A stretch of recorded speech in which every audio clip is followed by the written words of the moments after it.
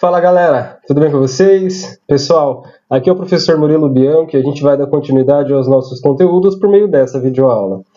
Galera, nas nossas últimas aulas a gente veio trabalhando a botânica, né? A gente veio falando um pouquinho sobre as características dos grupos vegetais, né? Nós vimos as características de briófitas, pteridófitas, gimnospermas e encerramos esse âmbito da botânica falando das características principais das angiospermas. A gente também compreendeu um pouquinho estruturas como a semente e a flor, né? E agora nós adentramos em outro ramo também pertencente a esta grande área da biologia, chamada de botânica, né? Na aula de hoje, a gente vai adentrar, pessoal, no universo que é o universo da histologia vegetal, tá?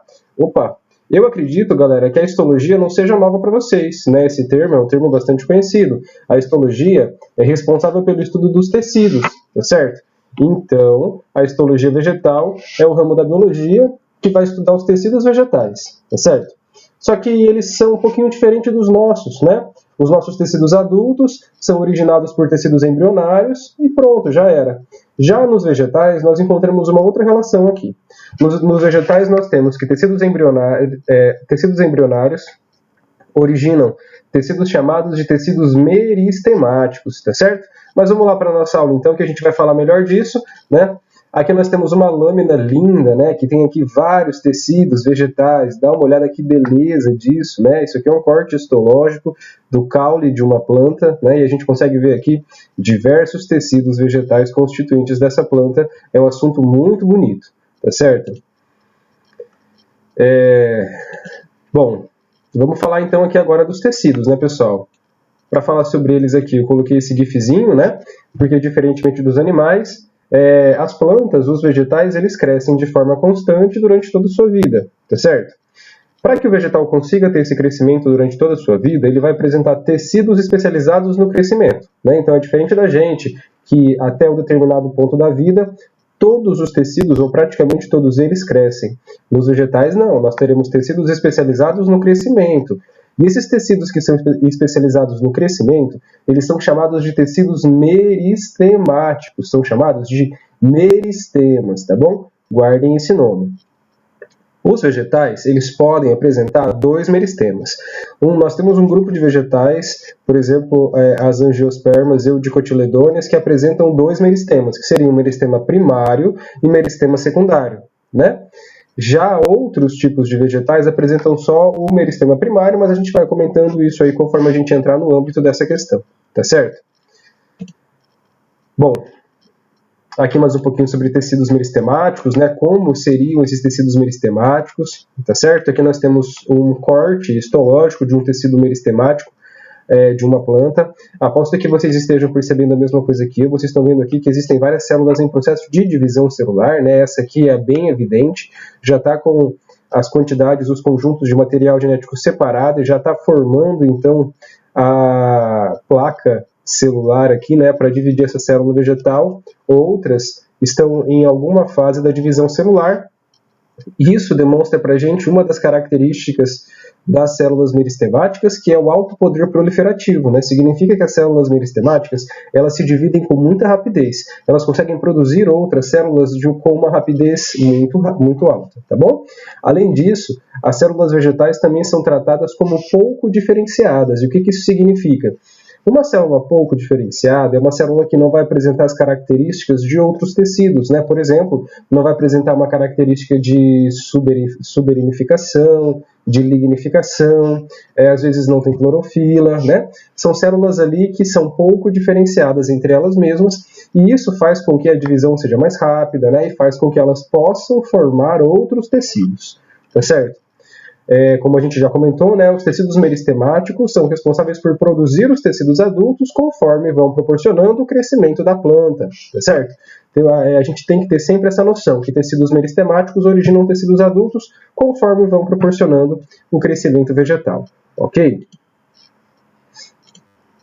Bom, aí aqui, pessoal, a gente vai começar a falar sobre o primeiro grupo de meristemas, tá bom? Que eles são chamados de meristemas primários, tá? Os meristemas primários são diretamente originados dos tecidos embrionários. Bom, tecidos embrionários se encontravam lá na semente, né, no embrião que constitui a planta depois, tá certo? Esses tecidos embrionários, então, se transformam em tecidos meristemáticos, né? Eles se transformam em meristema primário. O meristema primário é sempre o responsável pelo crescimento em longitude, pelo crescimento em altura, tá? Associem isso sempre. Meristema primário proporciona crescimento em altura, proporciona crescimento em longitude. Nós encontraremos regiões que têm meristema primário no ápice do caule, lá na pontinha do caule, também no ápice da raiz, lá na pontinha da raiz, e em alguns momentos no caule, em regiões laterais, que são responsáveis pela formação de ramos laterais, tá certo? E aí, pessoal, nós temos três tecidos meristemáticos primários, né? A gente vai chamar então de 3 meristemas primários aqui, que seriam a protoderme, ela faz o revestimento, depois o meristema fundamental, que atua no preenchimento e na sustentação, e também o procâmbio, que vai atuar na condução de seiva, tanto de seiva bruta quanto de seiva elaborada. Como a gente comentou, os tecidos meristemáticos produzem tecidos adultos, então esses tecidos meristemáticos aqui, eles vão passar por uma diferenciação, eles vão se modificar e vão formar tecidos adultos primários, tá certo? Que seriam justamente, e a gente vai ver já já, tá? Aqui está uma característicazinha de cada um desses tecidos embrionários, desses tecidos de meristema primário, desculpa. Nós temos aqui a protoderme, que vai dar origem ao tecido primário chamado de epiderme. Nós temos também o meristema fundamental, né, que vai originar depois os tecidos primários responsáveis pela sustentação e preenchimento, tá? Aqui são 3 tecidos, são colênquima, esclerênquima e parênquima, tá? Esses 3 tecidos são produzidos pelo meristema fundamental. Nós temos também o procâmbio, né, que apresenta função de condução e vai originar os tecidos condutores da planta, que são xilema e floema. E temos também um que nós não falamos no slide anterior, que é chamado de caliptrogênio. Esse cara aqui se encontra lá no ápice da raiz e ele vai originar uma zona chamada de coifa, que realiza a proteção da raiz, tá certo? Bom, aqui então um pouquinho, né, sobre esses tecidos. Uma vez formados os tecidos adultos primários, esses tecidos então perdem a capacidade de diferenciação. Então vamos pensar lá, ó, a protoderme, lembram? É um tecido de meristema primário, né? Quando a protoderme origina a epiderme, é um tecido primário já, não é mais tecido meristemático. A epiderme então perde essa capacidade de formar de se diferenciar de novo, né? E aí, para que seja possível, então, a formação de tecidos adultos secundários, esse tecido adulto primário que já se formou, né, no caso do nosso exemplo aqui, a epiderme, ela vai passar por um processo chamado de desdiferenciação. Imagina como se ela retomasse ali, como se ela voltasse atrás na sua diferenciação celular, né, e retomasse, então, a capacidade meristemática de produzir outros tecidos e proporcionar o crescimento celular, tá certo? Eu sei que a primeiro momento isso pode parecer um pouco confuso para você, né? Muito tecido. E aí então eu trouxe essa tabelinha para você compreender melhor. Ó, aqui na primeira coluna nós temos os tecidos meristemáticos primários, né? Os meristemas primários. Os meristemas primários, eles vão originar tecidos adultos primários, né? Como a gente falou então, a protoderme origina a epiderme, revestimento. O meristema fundamental origina o córtex, né? Que vai ser constituído por colênquima, esclerênquima e parênquima. O procâmbio vai originar xilema e floema primários, tá? Depois nós veremos que vão ter o xilema e o floema secundários. E o caliptrogênio produz a coifa. Desses 4 tecidos meristemáticos, que produziram 4 tecidos adultos primários, 2 deles vão passar pela desdiferenciação, que seria a epiderme e o xilema e o floema primário. Esses caras, então, eles passam pela diferenciação e retomam a sua capacidade meristemática. Quando eles retomam a sua capacidade meristemática, eles também vão ser chamados por outro nome, né? A epiderme, então, origina o filogênio, tá? Isso aqui é tecido meristemático, isso aqui tem função de crescimento, tá bom? Isso aqui é meristema secundário. Como a gente viu, o meristema primário promove crescimento em longitude, enquanto que o meristema secundário ele vai promover crescimento em espessura, tá? Vai tornar essa árvore mais espessa, tá certo? Então aqui, ó, filogênio, meristema secundário, colênquima, esclerênquima não tem função meristemática, tá bom? Câmbio interfascicular também é meristema secundário, tá certo? O filogênio vai produzir filoderme e suber. São tecidos secundários, tá? Suber é a casquinha da árvore, tá bom? E a filoderme é uma camada um pouco mais interna. colênquima e esclerênquima, como a gente viu, né, no córtex, aqui nós não teremos alteração. E o câmbio interfascicular, que foi originado pelo xilema e pelo floema primários, eles irão originar, né, o xilema e o floema secundários, que vão apresentar aí algumas diferenças nos seus constituintes, tá certo? O caliptrogênio, que origina a coifa, não sofre desdiferenciação e fica aqui como coifa mesmo, ok? Bom, essa é a relação dos tecidos, tá certo? E agora a gente vai começar a falar de todos esses tecidos, tá bom? E a gente vai começar falando dos tecidos de revestimento. Então a gente vai começar falando um pouquinho sobre epiderme, depois a gente vai falar sobre felogênio, feloderme e suber ainda na aula de hoje, tá certo? Bom, então vamos lá, né, para os tecidos de revestimento, como vocês lembram. O primeiro tecido de revestimento é a protoderme, meristema primário, que origina a epiderme, tecido adulto primário, né? A epiderme vai se modificar em felogênio, que é tecido meristemático. O felogênio, como um bom tecido meristemático, ele vai ser responsável pela produção de outros dois tecidos adultos, que seriam o suber e a feloderme. E é bem como você está vendo, ó, o felogênio ele fica no meio dos dois. Para a face externa do vegetal, o felogênio produz o suber, que a gente vai falar, é um tecido morto, tá bom? Para a face interna do vegetal, em direção ao centro do caule, o felogênio produz a feloderme, tá bom? Vamos falar um pouquinho mais sobre esses tecidos agora, né? Começando aqui pela epiderme, tá bom? A epiderme, normalmente, ela é uniestratificada, tá? Normalmente, ela apresenta uma única camada de células, tá? Isso não é regra. Além disso, ela é aclorofilada, e aqui nós já temos algo um pouco mais consensual, né? O fato das células da epiderme não apresentarem clorofila. Praticamente todas as epidermes são aclorofiladas, tá? E elas têm a capacidade de produzir outros tecidos. Como assim? Não é uma capacidade meristemática, tá? Deixa eu te chamar a atenção aqui para o nosso exemplo. Ó, aqui nós temos a camada da epiderme, tá certo? Tá em espanhol, não liga não, tá? Mas aqui é epiderme. Você tá vendo que a epiderme produz para fora uma camada chamada de cutícula, né? Essa cutícula juntamente com uma outra camada que pode ser produzida, que é uma camada de cera, cutícula e cera são produzidas pela epiderme e vão auxiliar em questões como proteção desse vegetal, em questões como impermeabilização desse vegetal, tá? Vão evitar que ele perca muita água, vão, de maneira geral, realizar a proteção. Certo? Bom, uma única camadinha de epiderme, né? E aqui dentro, então, nós temos o parênquima, que geralmente é um tecido clorofilado. Nessa epiderme, nós encontramos diversas estruturas importantes para a planta, tá? Como a gente vai falar um pouquinho melhor já, nas próximas aulas, tá? Aqui é só uma pincelada. Aqui nós encontramos os estômatos, tá, galera? Eles ficam presentes na parte de baixo, chamada de parte abaxial das folhas, né? Então, se a gente pensar em uma folha, os estômatos ficam na parte de baixo, na parte abaxial, tá certo? Os estômatos são importantes por permitirem as trocas gasosas entre a planta e o meio. Como você sabe, os vegetais realizam fotossíntese. E para que a fotossíntese seja realizada, os vegetais necessitam da captação de gás carbônico, né?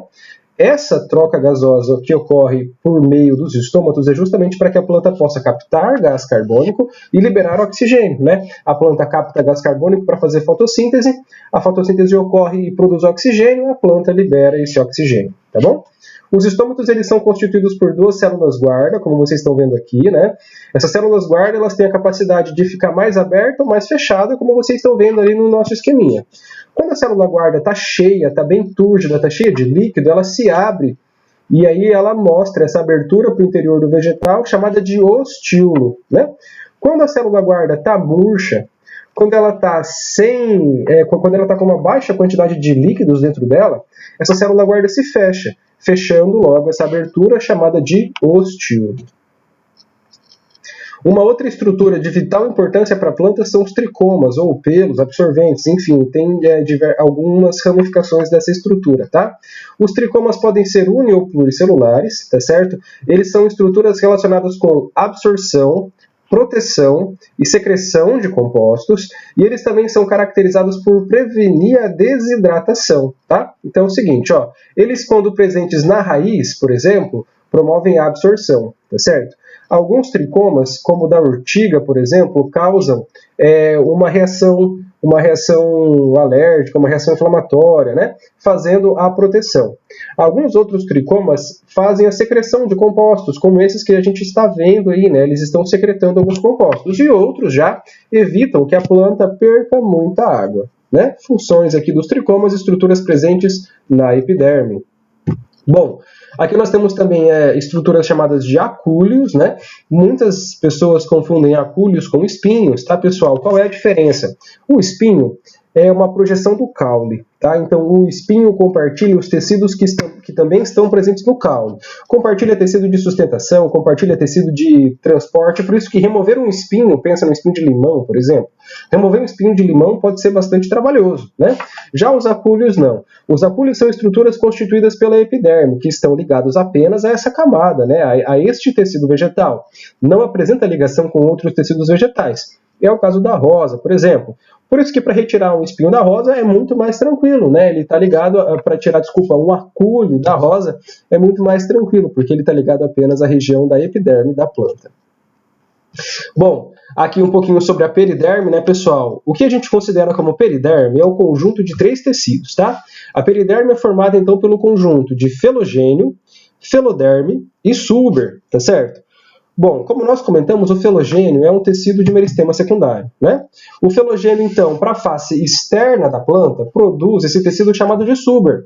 O suber é característico por apresentar células mortas, tá bom? As células deles morrem porque as células do suber passam por uma intensa suberinificação, que é uma intensa deposição de suberina na parede celular vegetal, o que causa uma interrupção da comunicação entre essa célula vegetal e o meio no qual ela se encontra. Também o felogênio, indo agora para a parte mais interna da planta, produz a feloderme. A feloderme é uma camadinha de célula só, que vai se encontrar entre o felogênio e as regiões do córtex ali, vegetal, ok? Bom, o suber ele apresenta uma certa importância, né? Como a gente comentou, a casca da árvore que a gente costuma tirar, né? Quando já está meio soltinha, é o que nós chamamos de suber. O suber tem uma importantíssima função de proteção, vai proteger o caule dessa planta contra parasitas, né? E o suber, quando ele está bastante espesso, ele pode ser retirado, como vocês estão vendo aqui, né?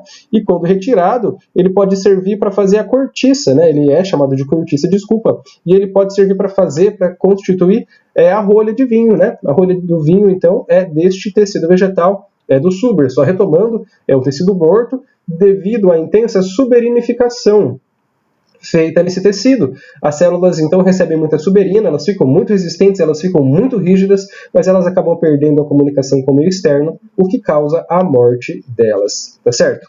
Bom, como o suber é uma estrutura de proteção que torna as células muito resistentes e tudo mais, quando a planta tem o suber, ela apresenta uma certa dificuldade de trocas gasosas, de respirar, né? Para suprir essa dificuldade, então, nós temos o aparecimento de aberturas no suber. Essas aberturas presentes no suber são chamadas de lenticelas, e justamente são aberturas de comunicação entre células do felogênio aqui e o meio atmosférico, né? É uma forma de comunicação, então, dessas células com o meio, lenticelas, então, aberturas presentes no suber, tá certo? Bom, pessoal, espero que vocês tenham gostado da nossa aula. Tá? Na próxima aula nós continuaremos falando dos tecidos vegetais, a gente vai falar dos tecidos de sustentação, preenchimento e condução, vamos falar de colênquima, esclerênquima, parênquima, xilema e floema, tá certo? E a gente se vê então na próxima aula, tá? Fica aqui um beijo do professor Murilo Bianco para todo mundo. Tchau!